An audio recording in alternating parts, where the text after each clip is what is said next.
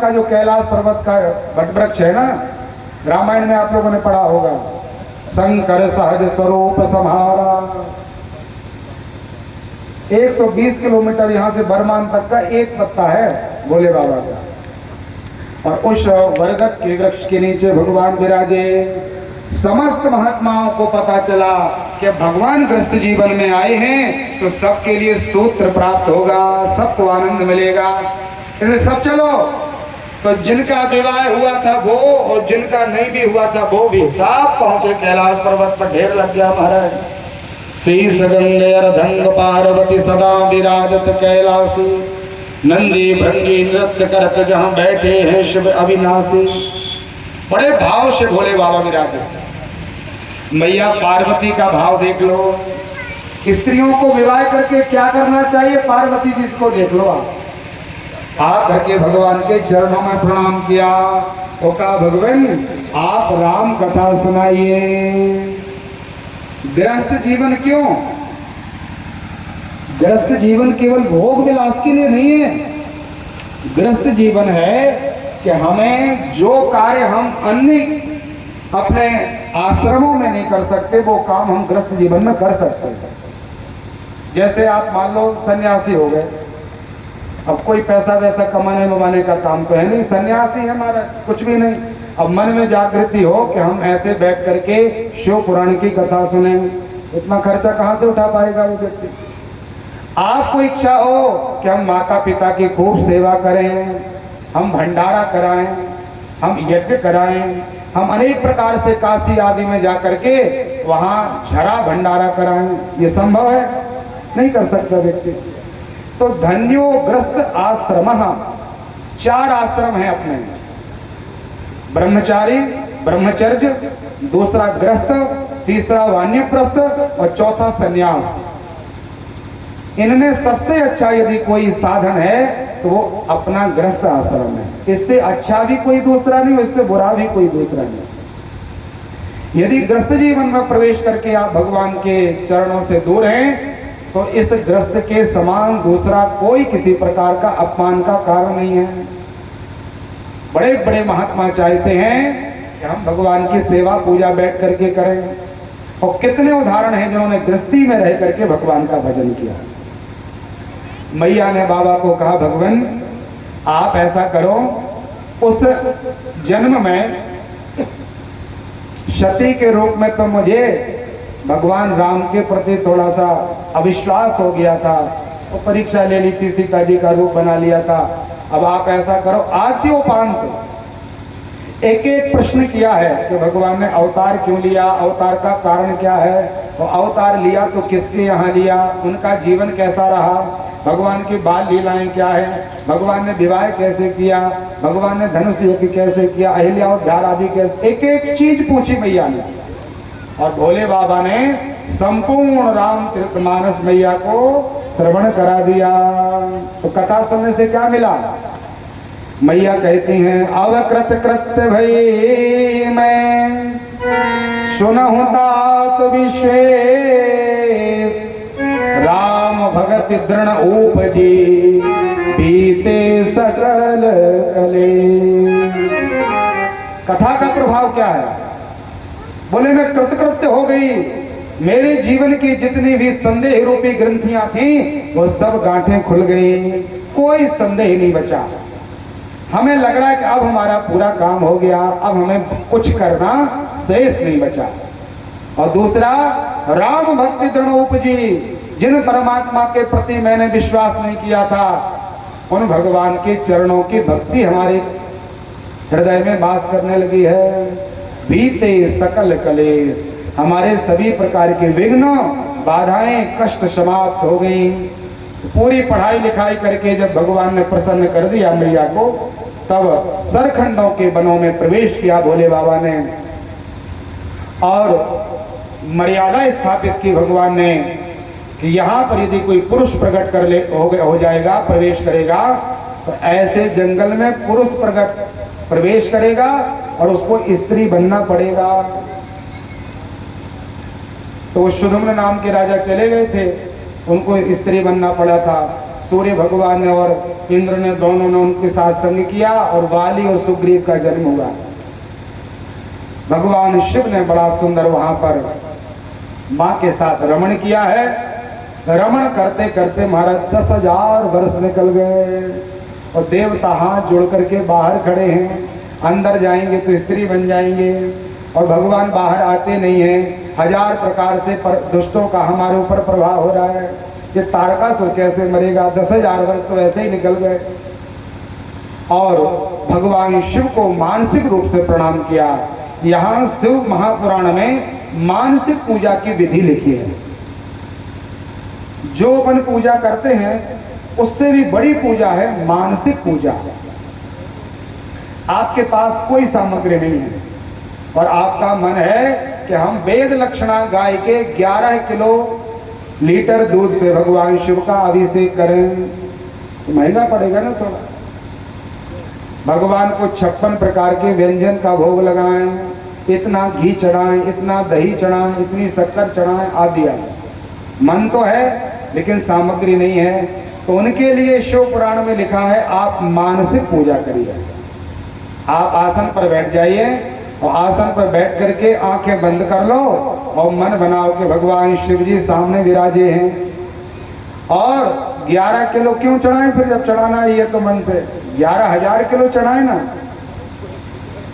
खूब आनंद से चढ़ाओ, जितना चढ़ाना उतना चढ़ाओ। चढ़ाने में क्या कंजूसी? मन का।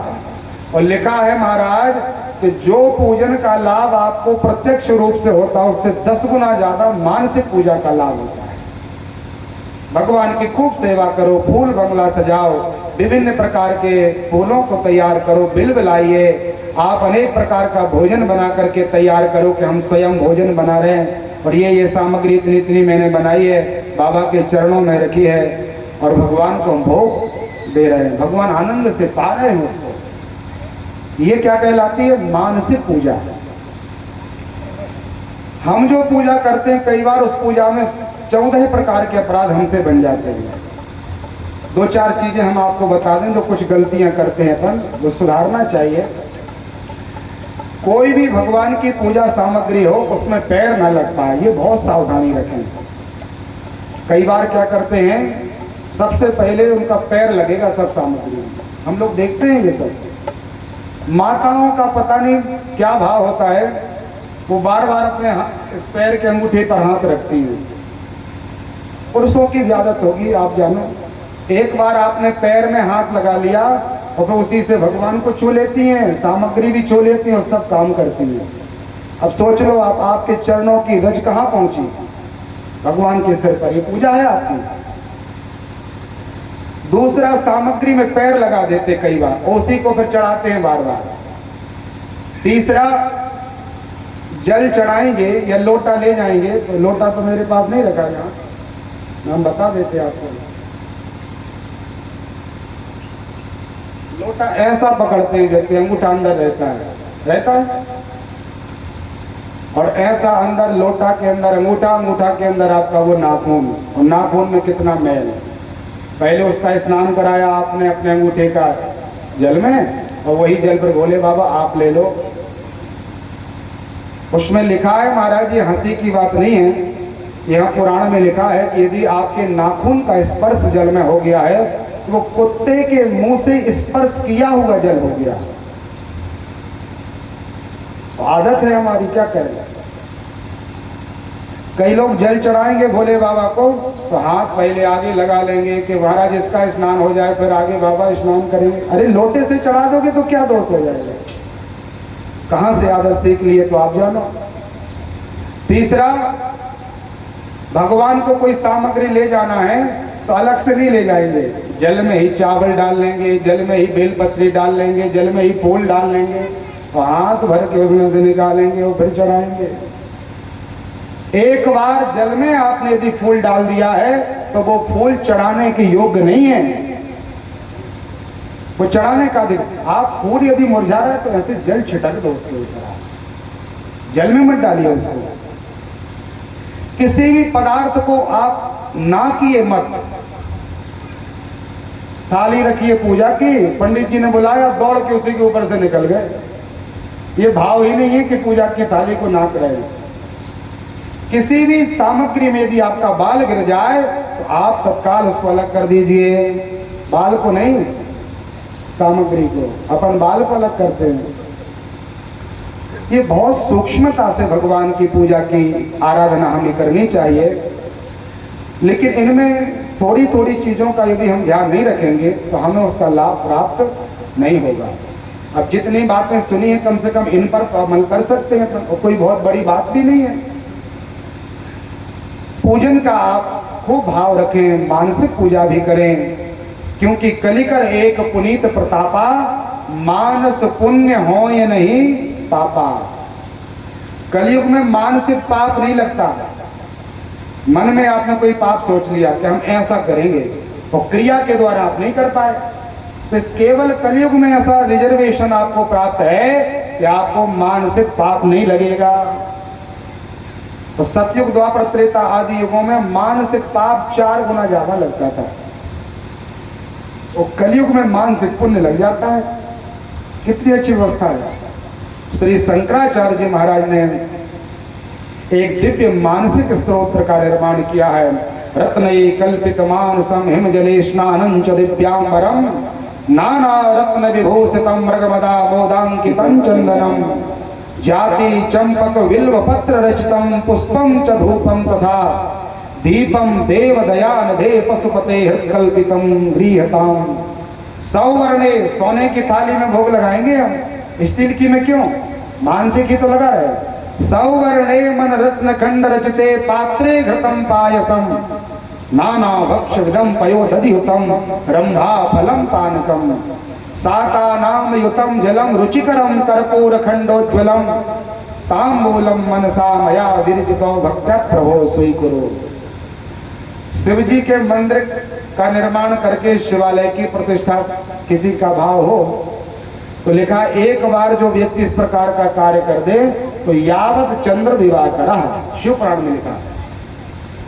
मंदिर भी आपने बनवाया, मूर्ति भी आप लाए और प्रतिष्ठा भी आपने कराई, और प्रतिष्ठा कराने के बाद उस पूजा की व्यवस्था के लिए कोई द्रव्य या कोई खेती बाड़ी आपने कुछ उसके लिए लगा दी, तो लिखा एक कार्य आप संपन्न कर दो विधिवत, तो जब तक इस संसार में सूर्य और चंद्रमा है तब तक उस व्यक्ति के लिए स्वर्ग का वास प्राप्त होता है।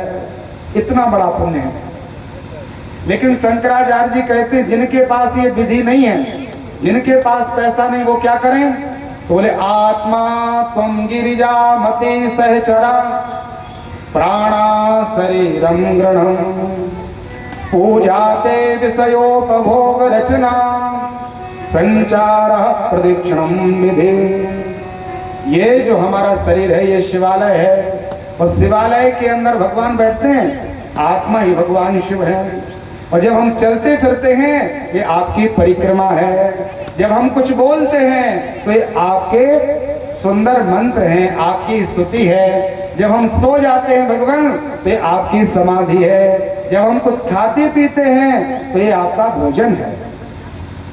ऐसा मन बनाए, अपने शरीर को ही शिवालय बना लीजिए, रुपया पैसा कोई खर्च नहीं। और फिर आप जब ऐसा कार्य करेंगे तो पता चल जाएगा तो कि भोले बाबा अंदर हैं, शरीर हमारा मंदिर है, फिर पाप बनेगा क्या? बताइए आप लोग।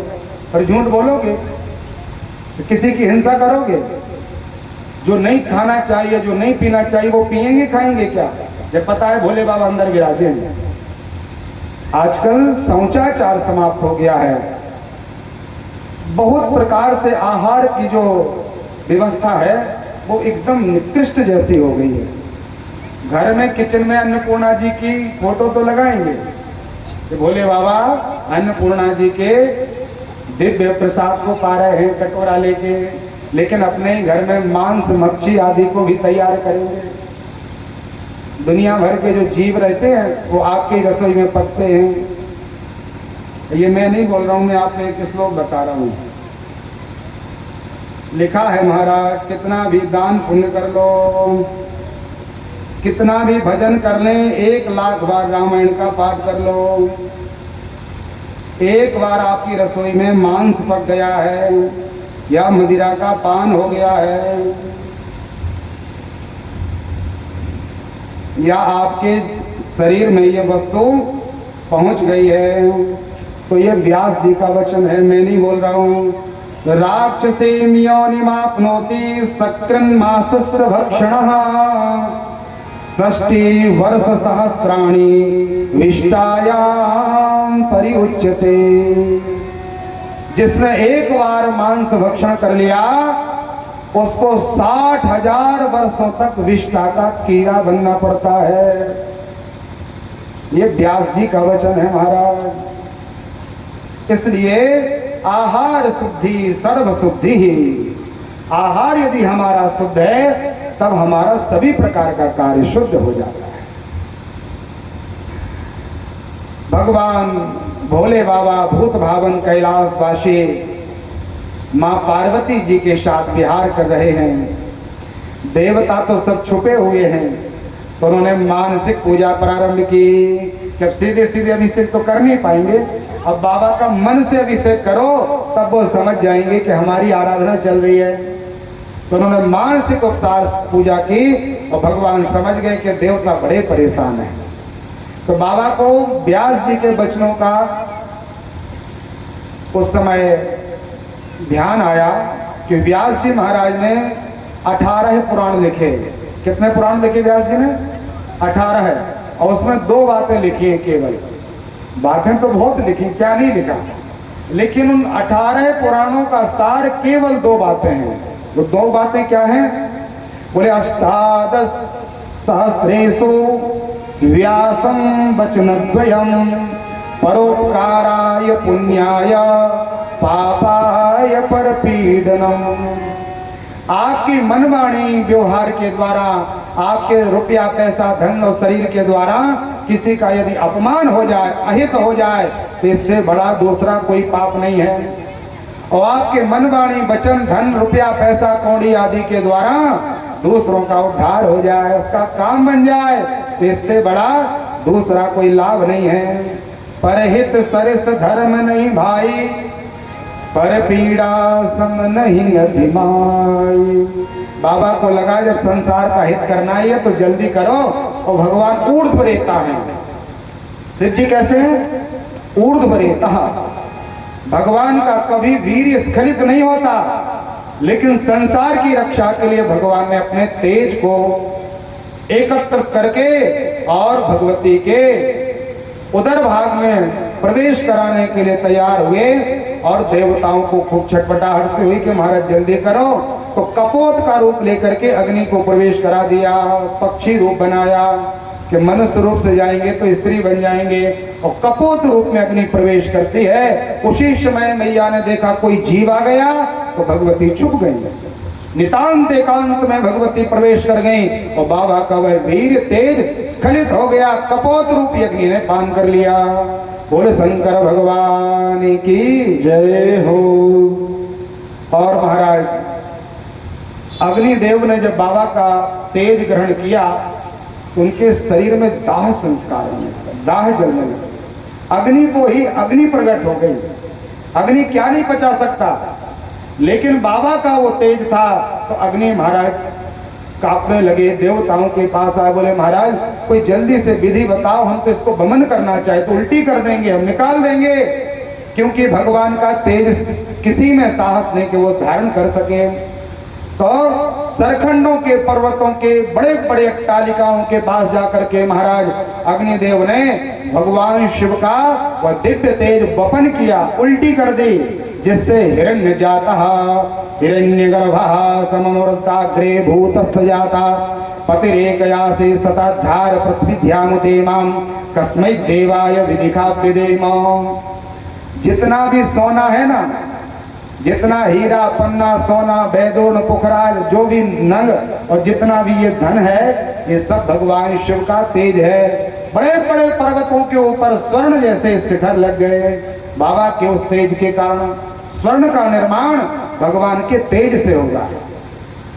अब फिर भी कुछ ना कुछ भाग बच गया। रात में सो रहे थे अग्निदेव। महाराज अग्निदेव ने कहा देवताओं से, कहा महाराज नींद नहीं आती, कुछ खाते भोजन करते तो बाहर हो जाता है। अमाशय में कोई रोग हो जाए तो इतना कण भी अंदर नहीं जाता। उल्टी हो जाती है, कोई उपाय करो। तो माघ का महीना है, बहुत पवित्रता से सुने। माघ मकर गत जब रवि होई, रवि भगवान सूर्य मकर राशि में प्रवेश किए हैं और त्रिवेणी में सबने आकर के अपना अपना भाव स्थापित किया है। आज भी प्रयागराज में माघ के महीने में देव धनुज नागर नर श्रेणी और सादर मज्जही सकल त्रिवेणी सब आकर के स्नान करते हैं। तो 7 महात्मा भगवान अत्रि, वशिष्ठ, महर्षि कश्यप, गौतम, भरद्वाज, विश्वामित्र और जमदग्नि महाराज, इन्होंने अपनी पत्नियों को साथ लिया और प्रयागराज में स्नान करने के लिए पधारे। तो माताओं ने विचार किया कि जल्दी से स्नान करें।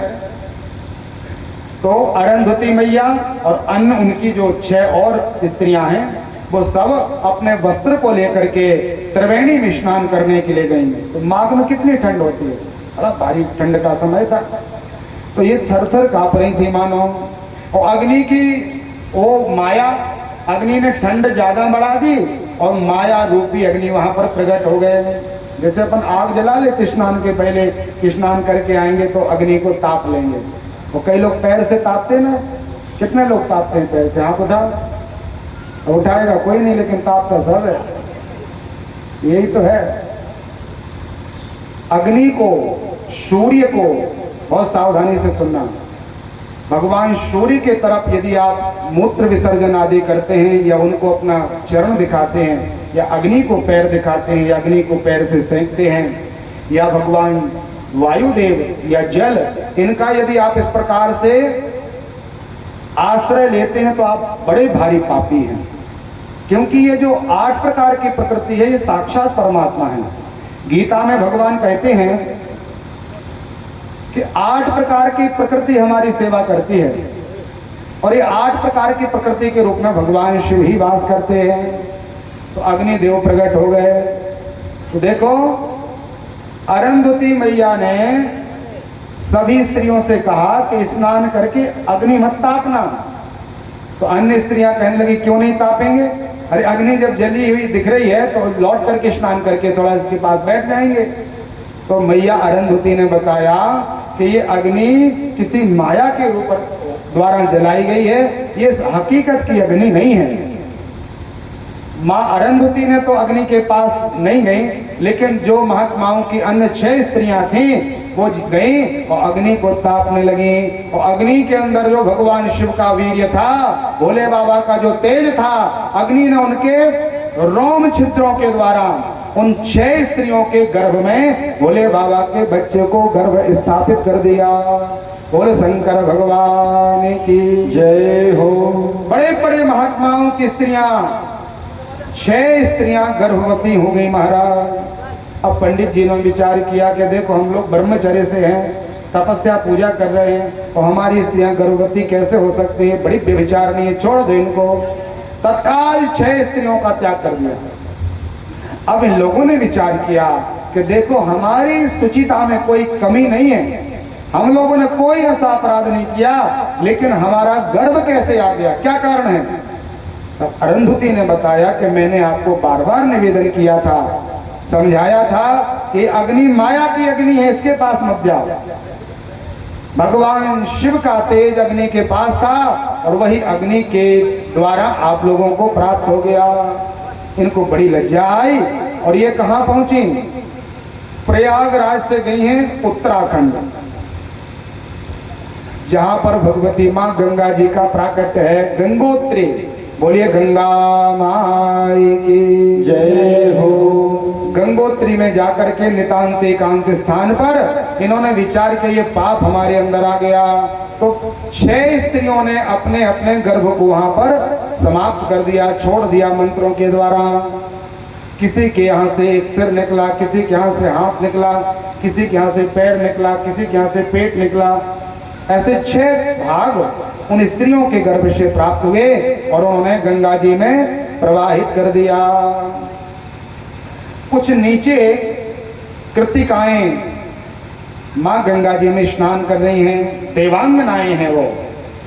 आप लोगों को कार्तिक में जो कृतिका लगती हैं, निर्जल रखते हो आप लोग, वही स्त्रियां, वही कृतिकाएं भगवान शिव की सेवा पूजा के लिए स्नान करने आई थी और देखा कि गंगा जी के जल के साथ साथ अलग अलग भागों में कोई बालक रोता हुआ चला रहा है। तो इन कृतिकाओं ने इकट्ठा किया और ऐसा पुतला सा बना दिया और जैसे ही उनको जोड़ा गया तो बाबा का वो तेज था, तत्काल भगवान कार्तिक का प्राकट्य हो गया। बोलिए कार्तिक महाराज की जय हो।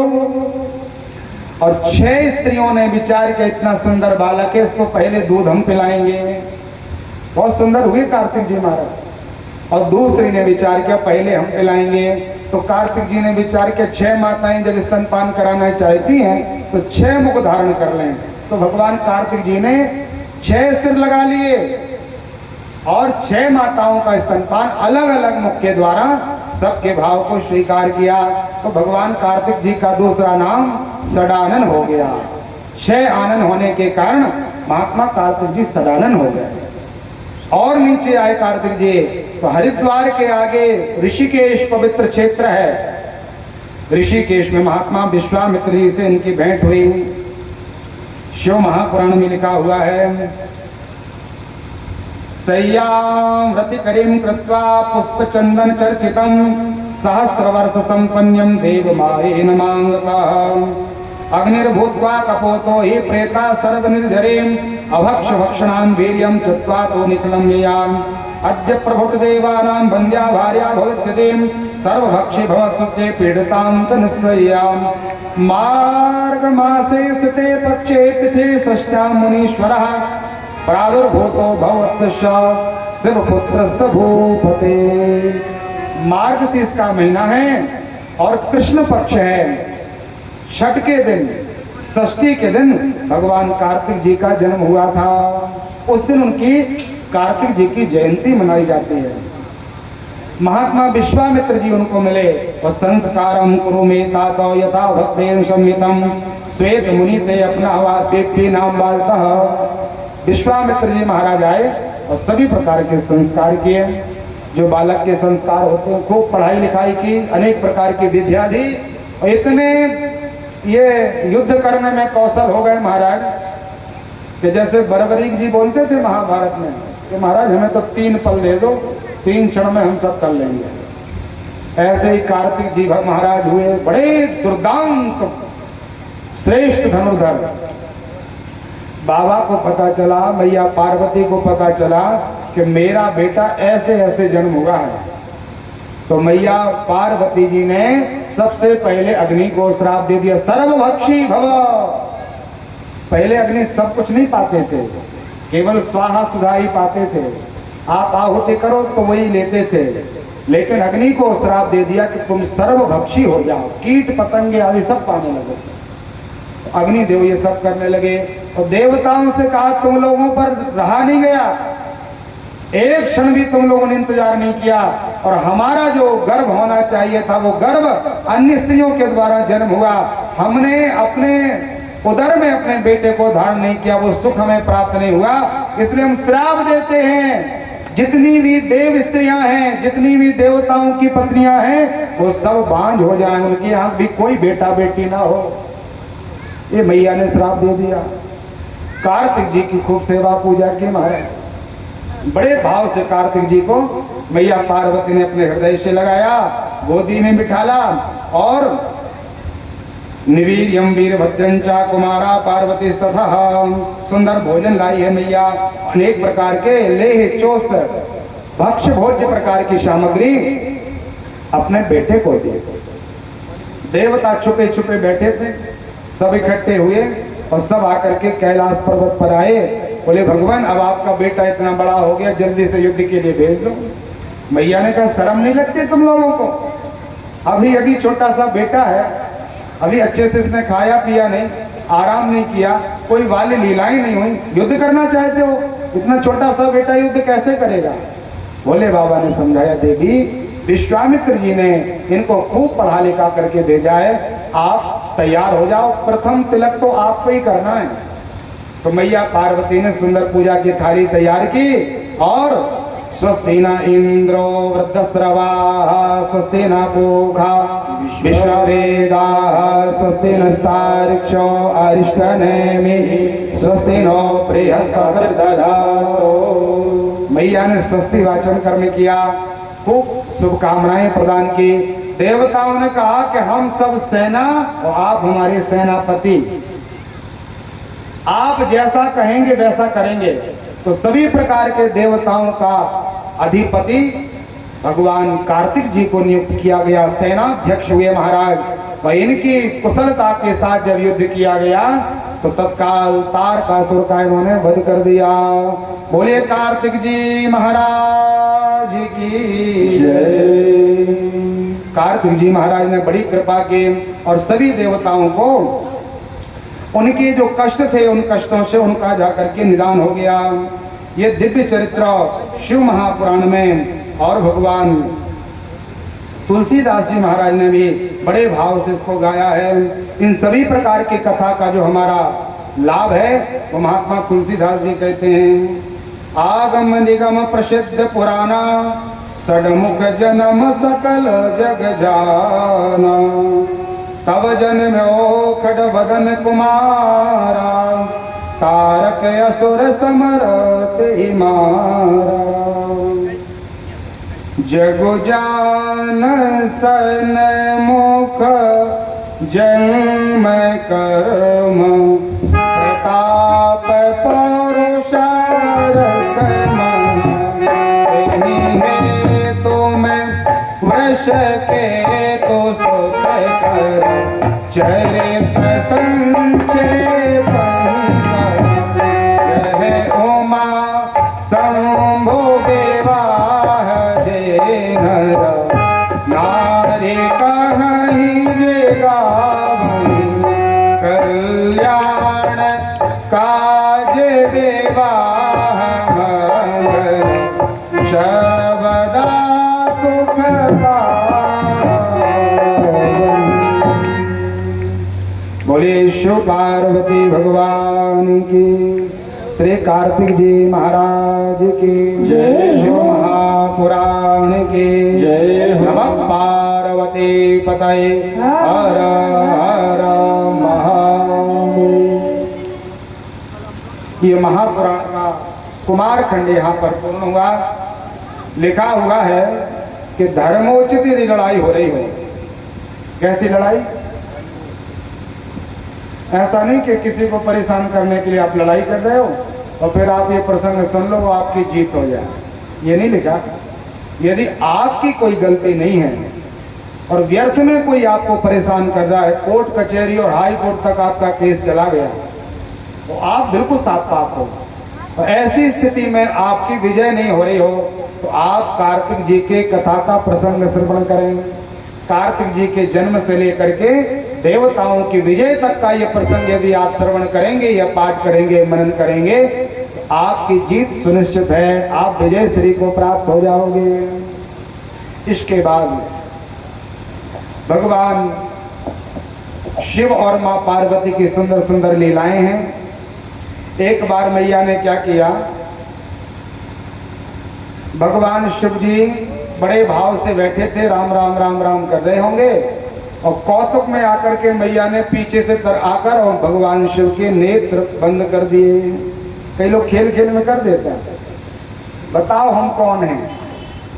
तो मैया पार्वती ने भी भगवान की आंखों को मूंद दिया और आवाज तो नहीं लगाती कि पहचान जाएंगे, दो चार क्षण निकले केवल और उस क्षण के व्यतीत होने पर हाहाकार होने लगा। संसार की आंखें समाप्त हो गई, क्योंकि हम किससे देख रहे हैं? भगवान का नाम है स्वयं प्रकाश। यदि आपके पास आंख है और ना तो हम आपको लाइट देंगे और ना सूर्य देंगे ना चंद्र देंगे, एक कमरे में बंद कर देंगे, आंखें तो आपके पास है और दिखता भी है, तो अंधेरे में आपको दिखेगा क्या? क्यों नहीं दिखता? आंखें तो वही है हमारा। हमें अपनी आंखों के लिए किसी दूसरे प्रकाश की आवश्यकता है, लेकिन परमात्मा के लिए किसी नेत्रों की आवश्यकता या किसी लाइट वाइट की जरूरत नहीं है। जो परमात्मा कोटि सूर्य समप्रभा करोड़ों सूर्यों के समान हैं और जो स्वयं प्रकाश हैं। उन भगवान के नेत्र जब बंद हुए तो संसार अंधेरा हो गया, सब नेत्र ज्योति से हीन हो गए, हाहाकार होने लगा। बाबा ने कहा देवी ये लीला जल्दी पूरी करो, संसार समाप्त हो जाएगा।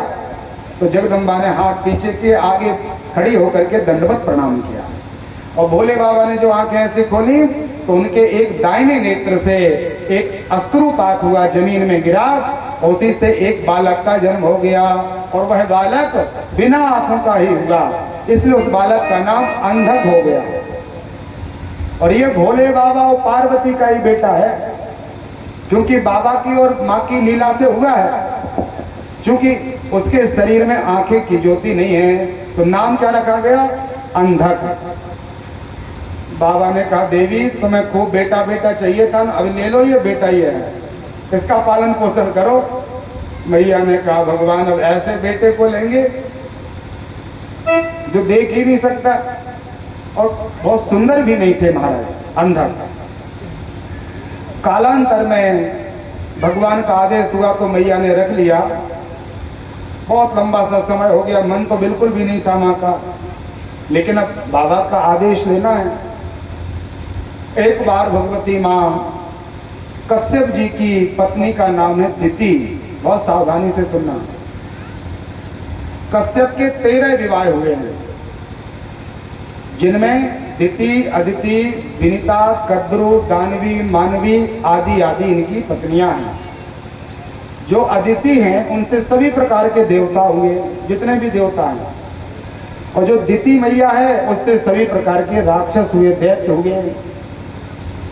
जो कद्रु है उनसे सभी प्रकार के सर्पों की जाति का निर्माण हुआ है। पिता तो एक हैं और माताएं अलग अलग हैं। संबंध किससे होता है? माता से कि पिता से? संबंध पिता से माना जाता है। यदि 4-6 भी माताएं हों और उनके द्वारा संतानों का जन्म एक पिता के द्वारा किया गया हो तो वो सगे संबंधी, सगे भाई माने जाते हैं, क्योंकि तेज तो पिता का है। तो कद्रु से सभी प्रकार के सर्प हुए और विनीता से गरुड़ जी और अरुण जी का जन्म हुआ। अरुण भगवान सूर्य का रथ हाँक रहे आज भी, और गरुड़ जी को भगवान नारायण का वाहन का अवसर मिला। तो गरुड़ जी निरंतर भगवान नारायण को ले जाते हैं, जहां भी ले जाना है, घुमाने फिराने का काम गरुड़ जी का है, और गरुड़ जी पर भगवान सवारी करते हैं, इसलिए भगवान का नाम गरुड़ध्वज है। बोलिए गरुड़ध्वज भगवान की जय हो। ये नारायण का सबसे पवित्र नाम है। पंडित जी लोग जब आपके ऊपर जल छिटकते हैं तो क्या कहते हैं? अपवित्रः पवित्रो वा सर्वावस्थांगतो पिबा या स्मरेत पुंडरीकाक्ष सभायाभ्यंतरः शुचि। उन गरुड़ध्वज भगवान का स्मरण करने से हम अंदर बाहर से पवित्र हो जाते हैं। तो उन्हीं की पत्नी जो दिति है, इसने कश्यप जी से एक बार कहा, भागवत जी में भी ये चरित्र है और शिव पुराण में भी कथा लिखी है। तो मैया ने शाम के समय अपने पतिदेव के पास जाकर के कहा, कश्यप जी महाराज आप देवताओं की माताओं को तो ऐसे ऐसे बेटा देते हो कि वो त्रिभुवन में राज्य करते, इंद्र बन जाते हैं, और हमें आपने कभी ऐसा बेटा नहीं दिया जो इंद्र को मार सके। आप कृपा करो, मुझे भी गर्भवती करिए। तो शाम का समय था, यही वेला थी। भगवान कश्यप जी कहते हैं कि देखो देवी, ये प्रदोष वेला है, शाम का समय है, ऐस घोर तमा बेला। ये बेला जो है भोले बाबा का है, प्रदोष काल भगवान शिव का समय है, और शाम के समय जो आहार निद्रा भय मैथुनश्च, बहुत सावधानी से सुनना। कई लोगों की आदत होती है दिन भर नहीं खाएंगे लेकिन शाम को तो जरूर खाएंगे। इस बेला में दिन भर सोएंगे नहीं, बैठे रहेंगे नींद के नीचे, और जब ये समय आएगा तो घर जा करके सो जाएंगे। इस समय लड़ाई झगड़ा भी करेंगे, उल्टी सीधे बातों को कहेंगे और कराएंगे। 4 काम छोड़ देना आप लोग आज से। शाम के समय आहार, सोना नहीं है हमें शाम के समय, निद्रा, शयन और भोजन, स्त्री संग, इसका त्याग करना है, और किसी प्रकार की हिंसा। 4 चीजें छोड़ना है शाम के समय। तो कश्यप जी ने खूब समझाया, देवी ये समय निकल जाने दो, हम आपको तेज पुत्र की प्राप्ति के लिए तेज प्रदान करेंगे।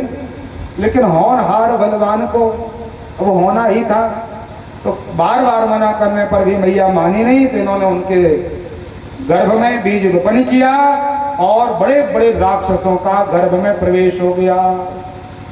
उन्होंने बता दिया था कि इस समय कोई देवता जन्म थोड़ी लेगा, ऐसी अवस्था में यदि गर्भ धारण करोगी तो आपको निश्चित रूप से दैत्यों को जन्म देना पड़ेगा। हमारे पुराणों में एक एक चीज का मुहूर्त है। आचार्य जी महाराज बैठे हैं, जो 16 संस्कार होते हैं, प्रत्येक चीज का पुराणों में मुहूर्त है। गर्भाधान तक का मुहूर्त लिखा है पुराणों में कि गर्भाधान कब होना चाहिए। जात कर्म संस्कार, नाम संस्कार से लेकर के अंतिम अग्नि संस्कार तक। लेकिन इन्होंने मुहूर्त का ध्यान नहीं दिया, तो बेटा बेटी जो भी थे गर्भ में बढ़ने लगे और 2000 सालों तक गर्भ में रहे, जन्म भी नहीं ले रहे महाराज। तो दिति मैया ने कहा, भगवान क्षमा करो, हमें बड़ी वेदना हो रही है और लगता है 2-2 गर्भ हमारे पेट में स्थापित हैं। तो कहा, आप शिव जी का अपराध किया है, भोले बाबा को मनाओ। तो मैया ने भगवान शिव को खूब प्रसन्न करने के लिए शशांक से कर भगवान शिव की आराधना की। तो भगवान ने कृपा करके उनके गर्भों को जन्म देने का आदेश हुआ और 2 बच्चों का जन्म हुआ। नाम रखा गया हिरण्याक्ष और हिरण्यकश्यपु। बड़े भाई का नाम क्या है? हिरण्याक्ष। इसने भगवान शिव की खूब तपस्या की, तपस्या करके बेटा मांगा। तो मैया पार्वती ने कहा, जल्दी से बोई वाला दे दो। अभी अभी जो अंधक हुए हैं ना, वो नेत्र ज्योति से हीन जो बेटा हुआ था, वो भगवान शिव मां पार्वती ने हिरण्याक्ष को प्रदान कर दिया। तो पहले तो केवल ये अंधक थे, लेकिन असुरों के पास जाने के कारण ये अंधकासुर हो गए और अपने पिताजी के यहाँ बढ़ने लगे। बड़ा भारी महाराज इन्होंने तप किया है। लिखा है 1 अरब वर्ष तक शिव जी की आराधना की। कितने सालों तक? भगवान प्रसन्न हो गए। भोले बाबा ने कहा, बेटा तू मेरा तेज है, तूने इतना घोर तपस्या की है, इसलिए वरदान मांगो, क्या चाहते हो? तो बोले, भगवान ऐसा करो कि मुझे 2000 पैर और 2000 हाथ दे दो। कीड़ा मकोड़ा होता ना जैसे, और 1000 सिर हमारे लग जाएं। तो पुराणों में लिखा है 2000 पैर लग गए, 2000 सिर, 2000 हाथ हो गए और 1000 सिर। बड़ा भारी, अब इतना होगा तो उसका शरीर भी बड़ा होगा। और उसने आकर के सबसे पहले अपने पिताजी से कहा, महाराज अब आप कौन से मंडल में चले जाओ? निरीक्षण मंडल में। मोदी मंडल में बिठा देते ना बड़े बड़े लोगों को। बोले, खूब राज्य कर लिया महाराज, अब आप थोड़ा सा समय लो, भोजन पाओ, बैठे रहो, हमें राज्य करने दो। घोर राज्य किया है अंधकासुर ने, और राज्य करते करते सभी प्रकार के दैत्यों के साथ होकर के इन्होंने 14 भुवन में राज्य स्थापित कर लिया। अंधकासुर ने बड़ा पराक्रम किया भगवान। और देखते ही देखते महाराज त्रिभुवन में इनका राज्य स्थापित हो गया। देवता सब छुप करके चले गए, भोले बाबा की शरण में आए। बाबा, क्योंकि आपका ही बेटा है और आपने ही वरदान दिया है, तो इस प्रकार से नीति कर रहा है कि सभी प्रकार के देवताओं को छुप करके रहना पड़ता है, आप कृपा करिए बाबा। शिव पुराण में बहुत अच्छी बात लिखी है। बाबा कहते हैं कि ये नीति के द्वारा सबको जीतता है। आज तक इसने कोई अनीति नहीं की, इसलिए हम इसका वध नहीं कर सकते। जब ये कोई पापाचार्य करेगा, पाप कर्म का फल हम देने के लिए इसको तत्काल मार डालेंगे, लेकिन अभी ये सत्कर्मी है, इसलिए इसका वध उचित नहीं है। खूब वर्षों तक इसका राज्य चला और प्रभुता पाए काय मद नहीं। दुनिया में जब डंका बजने लगे तो सब लोग फिर विचार करते, महाराज अब तो सब चलने दो। तो उन्मत्त होकर के पागलों की तरह अनेक प्रकार का कुकर्म करने लगा और पापों का परिणाम हुआ कि भगवान ने कहा, अब ठीक है, हम इसको देखते हैं। तो वहां से विशाल दैत्यों की सैन्य शक्ति, तो यहां से भोले बाबा की सैन्य शक्ति। 5000 वर्षों तक युद्ध चला भगवान शिव और अंधकासुर के साथ। लेकिन कारण क्या होता था? अंधकासुर के साथ जब युद्ध होता था तो भगवान एक बाण में लाखों करोड़ों दैत्यों को मार डालते थे। लेकिन भगवान भोले बाबा के शिष्य और दैत्यों के गुरु महात्मा शुक्राचार्य जी ने मृत संजीवनी विद्या सीख रखी है। तो जितने भी मरे पड़े हुए दैत्य रहते थे, ये मंत्र पढ़ते थे, जल छिटकते थे और सब जिंदा हो जाते थे। तो भगवान कहां तक मारे? मरते हैं फिर जिंदा हो जाते, मरते हो फिर जिंदा हो जाते। ये क्रम चलता रहा 5000 वर्षों तक। तब भोले बाबा ने नंदी बाबा को बुलाया, जो कल नंदी पर बैठकर भगवान सवारी करके आए थे, उनका पराक्रम देखो आप। महात्मा नंदी को बुलाया और बाबा ने कहा, बेटा थोड़ा समाचार लेके तो आओ कि आखिर कितनी इनकी अभी सैन्य शक्ति है। मैंने अभी तक मुझे ज्ञात नहीं, असंख्य इसके योद्धाओं को मैंने मारा है, लेकिन ये संख्या कम क्यों नहीं हो रही? आप देख के तो आप कितनी संख्या है इसकी। तो महात्मा नंदी बाबा पहुंचे और बाबा से कहा, महाराज कोई संख्या वंख्या नहीं है, उसके जितने थे वो आज भी उतने ही हैं। और आपके शिष्य शुक्राचार्य जी महाराज उनको जिंदा कर देते हैं। बाबा ने कहा, मुझसे पढ़ करके गया और मेरे ऊपर ये सब विद्या कर रहा है। कई लोगों का ऐसा मन होता है। एक बार एक पंडित जी बैठे थे,